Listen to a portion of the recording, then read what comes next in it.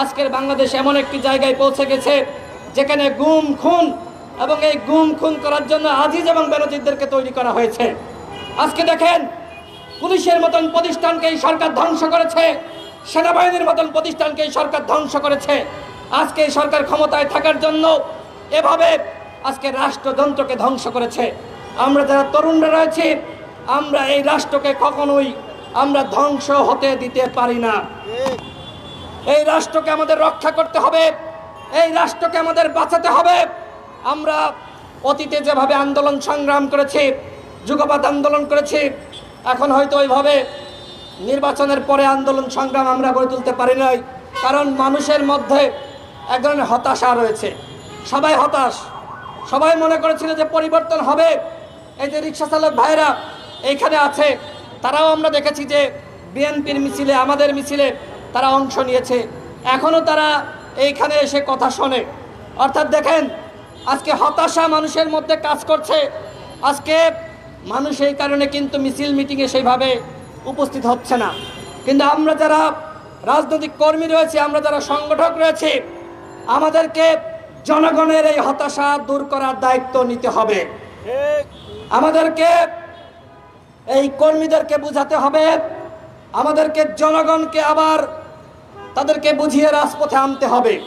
আমরা দৃঢ় বিশ্বাস করি জনগণ তারা রাজপথে নামবে। এই যে ভারতে দেখছেন, সেখানে নরেন্দ্র মোদী রাষ্ট্রযন্ত্রকে এমনভাবে তিনি তার হাতের মুঠোয় নিয়ে এসেছেন, তিনি মনে করেছিলেন যে 400-র বেশি আসন পাবে, কিন্তু দেখেন 300 আসন হয়তো পাবে না। সেখানে একটি শক্তিশালী বিরোধী দল তৈরি হতে যাচ্ছে। বাংলাদেশের এই যে সংকট, এই সংকটের মূলে রয়েছে বাংলাদেশে কোনো বিরোধী দল নাই।